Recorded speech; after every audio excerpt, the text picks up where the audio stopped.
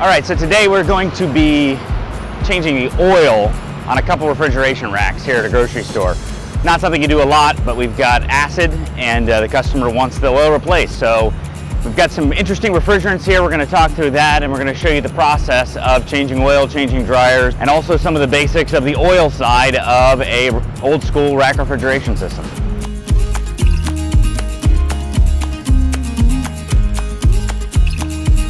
This was a 502 rack? This was once a 502 rack. Right. Okay, so we've got our liquid line comes down from our condensers. Out of our receiver down here enters our differential valve, pressure differential valve. From a very practical standpoint, I'm always looking for any signs of oil, especially on the high side of the system. You're going to generally find signs of oil if you have any significant leakage. We do this anytime we're working at any store. Just kind of walk through, take a look at everything, make sure that you don't see anything abnormal. Make sure you don't see one particular fan that's off where it shouldn't be. Now again, you can have fan cycling, but of course we're Florida, middle of summer, it's going to be 95 degrees outside. So I'm making sure all the fans are running, I don't have any abnormal noises, and like I said, oil is always a huge thing in refrigeration. This is our discharge line. This is our liquid line. Liquid line comes down, goes into the receiver in the top. So we've got a ball valve here, but then it comes out the bottom, fully liquid. Out of the receiver, it goes into here, and then up into our filter dryer. And then this is our main sight glass. And then it goes up to our liquid header. And these are all of our liquid lines that go out through the casing. These compressors have these fans on them in order to provide additional cooling to the head. It really depends on the compression ratios and the type of refrigerant being used, whether or not that's necessary. Using alkybenzene oil. Has better oil return than mineral.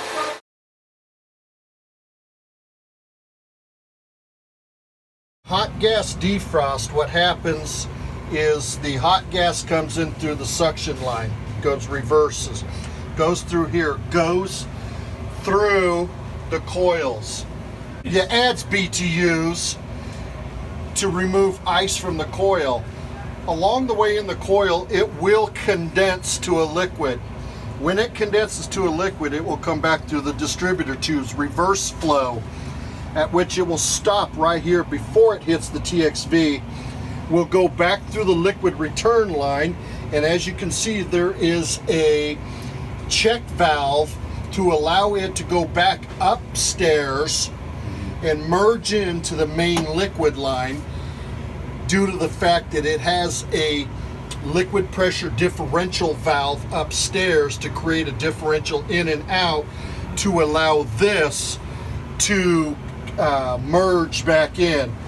That thing is really nothing more than a traffic cop, and this is one-way traffic going through. Okay, so hot gas defrost, what happens is we run this all the way into zero and shut that off.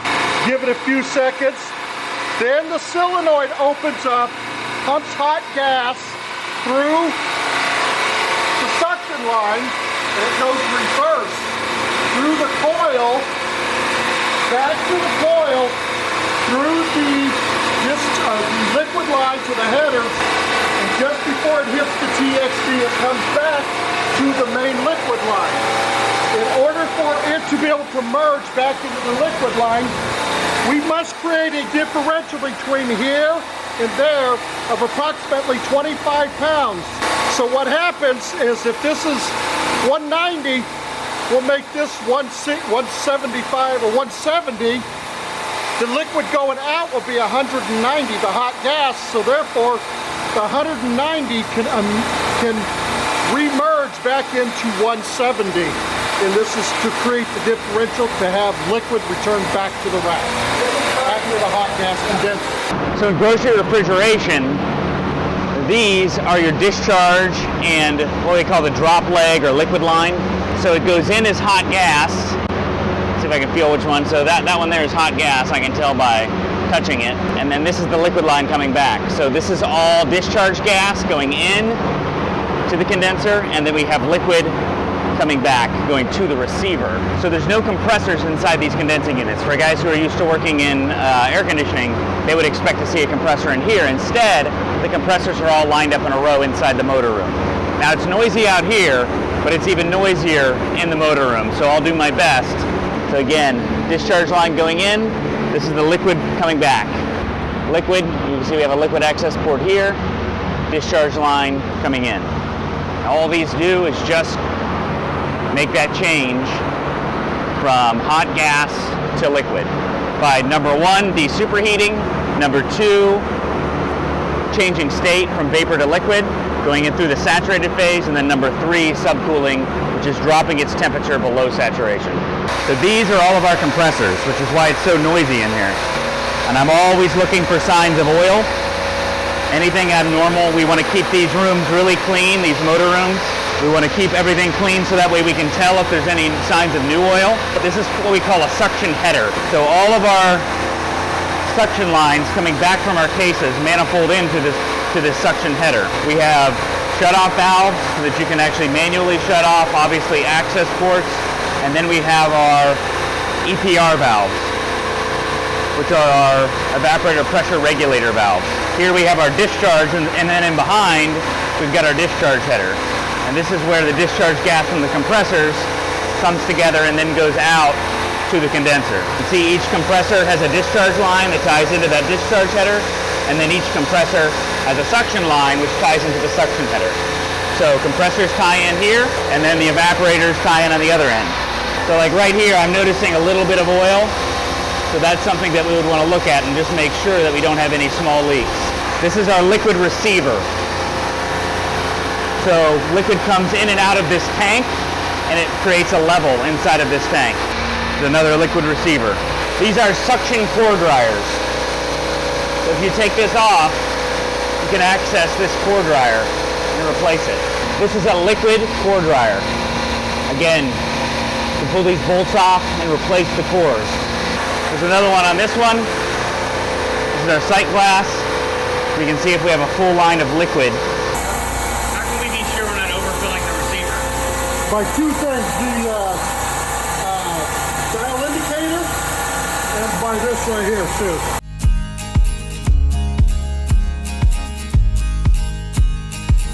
I would think of these cores haven't been replaced in like 5 years, right? Approximately 3. They're labeled 1915.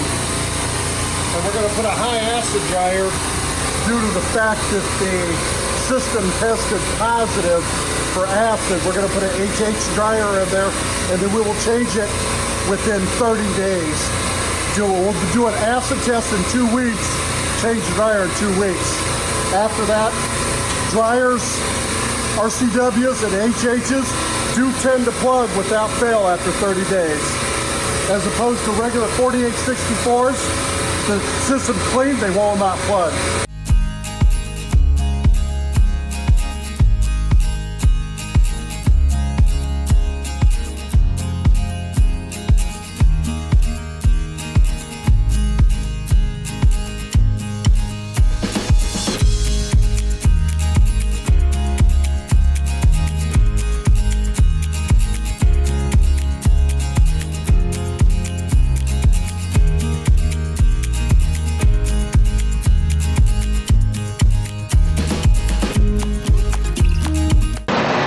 These are the little guys I was telling you about. Oh, so yeah. You can leave that backed out, and then when you're ready to depress the core, you just turn that in, and then it opens up. So Oh, it acts really? like it acts like a backseating valve. Oh, okay. You know what I'm saying? Yeah. So that way you don't leak any oil out. Now I only have one of them, so it's not that useful. But Oh, okay. We'll try, because I usually use low loss. yeah, but I mean with low loss you still can get a little bit of, or it can jam or whatever. Where this, you put that on first, completely disengage, and then when you're ready for go time, you just turn it in. Oh, nice. Turn that top in. Yeah, that's awesome.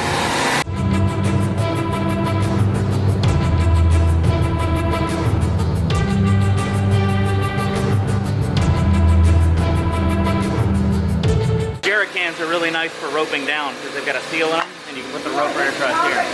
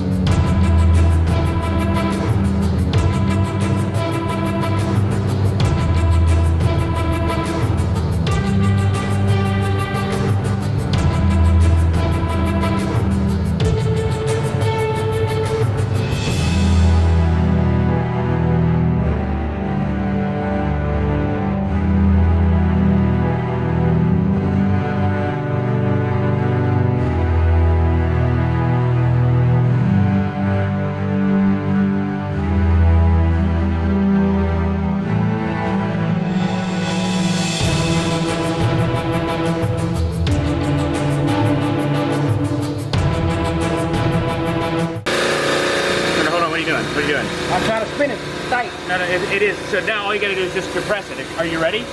Yeah. And all you just go like that. Oh, why didn't? Okay. Yeah. So now you're depressing the core. You're Oh, I pushing the see. core in. How come we taking it out? No. Oh, so that's different then. Yeah, that's basically like you're installing a little service valve for yourself now. Now you have press it down? Now you have full control. So if you back it out, it shuts off, and if you turn it in, it turns on.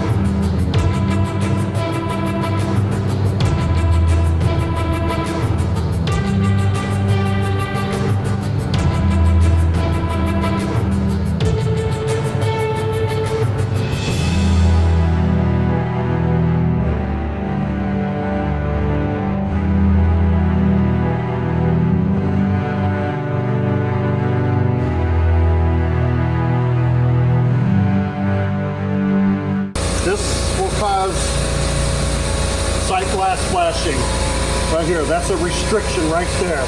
That's also a restriction. That's pretty dirty. Cleaner and a rag.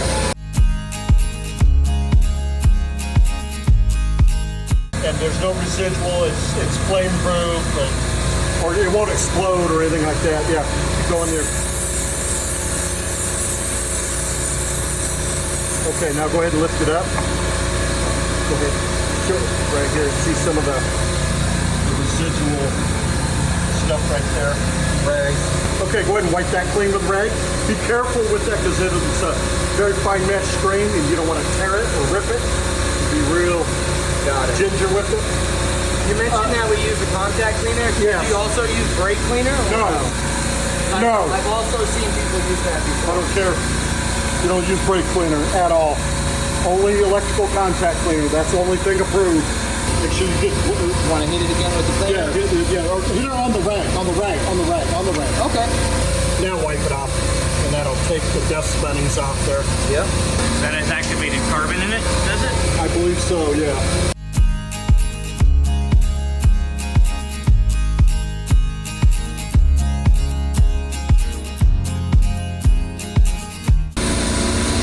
Nothing wrong with giving these a little snug with your wrench, just to seat it in. So take your wrench and seat them in a little bit. There's nothing wrong with that.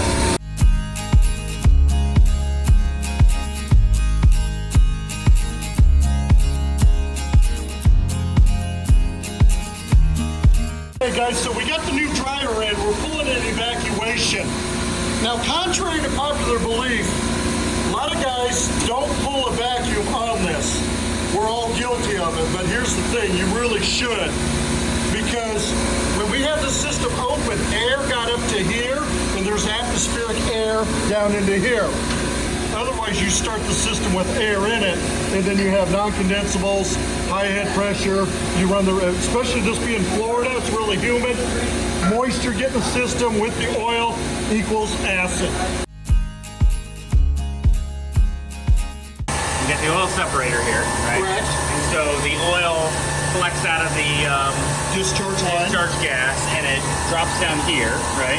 What happens is this swirls, and I think these old school ones that had little screens on them, like the old Pullman lantern screens.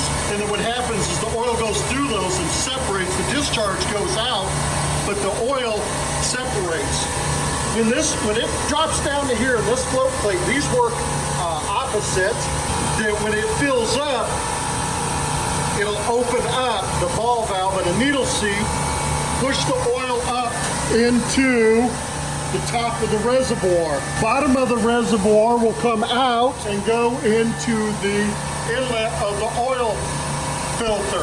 Out of the oil filter will go to the compressor oil level controllers. Got it. This is an OCV valve. This keeps a certain level of pressure inside here. If it gets too high, it just lifts up and discharges itself into the suction header. Because you have two different lines going into the suction header, right? The other one, it looked like there was two. Maybe No, the other one, I don't even understand that one, because it's taken out of the bottom of the receiver, or bottom of this, and piping it right into the suction. So I think what's happened is it's going through, and it's just depending on the good graces of the compressor. But I don't know how it can get oil to the compressor, because you ain't gonna fill it up and go down. got the oil coming in off the bottom of the separator, and then it goes in to the suction header on the other side here. And it's a loop. So it's just looping out, looping back in, and that cools the oil before it goes into the oil reservoir. But if you look on some of these other ones, you can see they disconnected that for whatever reason. But just an interesting little thing there.